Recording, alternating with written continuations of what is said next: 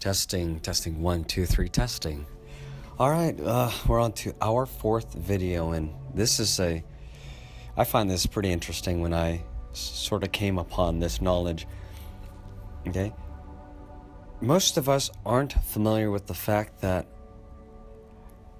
in the material world, meaning the things we eat, the things we touch, feel, all of that material world is primarily made up of two substances, two matters. That's water and that's oil. And a lot of us can argue that, metals are part of the component too, but if you understand metallurgy, alchemy, you'll understand that oil also can be condensed into metals. That's correct. Iron, a lot of the metals that we use are processed oil. And it's an entirely huge industry. And when I figured that out based on my understanding of polarization, the yin and the yang, it just dawned upon me that it has to be the case.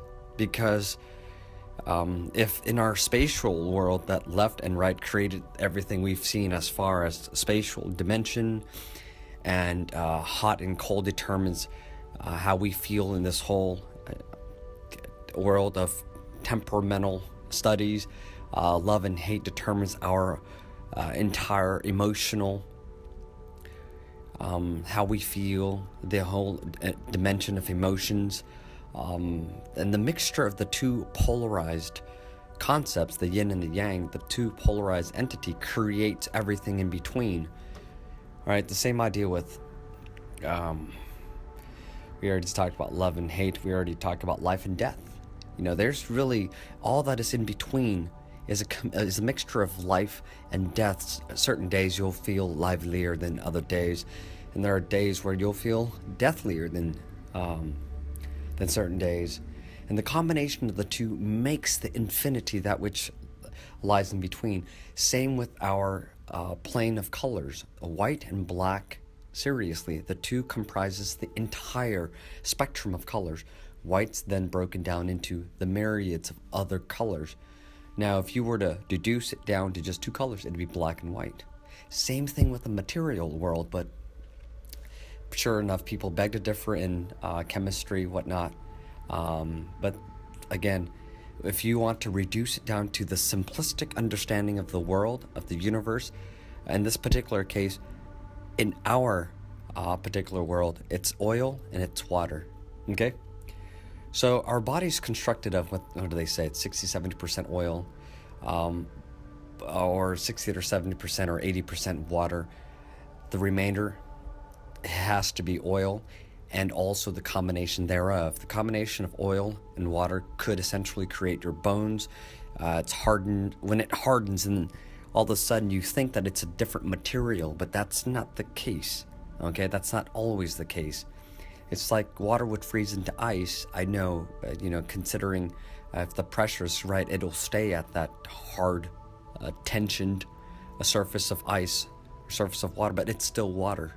Okay, so when bone, hardens into another oil and water combines in a very intricate way that creates bone.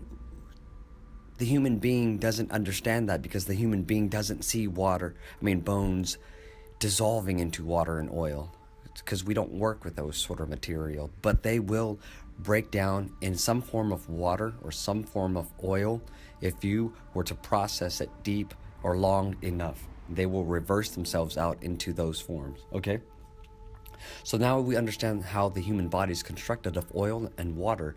Now you can understand what type of oils, what type of water increases your chances of coagulating, increases your chances of retaining those type of energy to have yourself either gain weight or lose weight.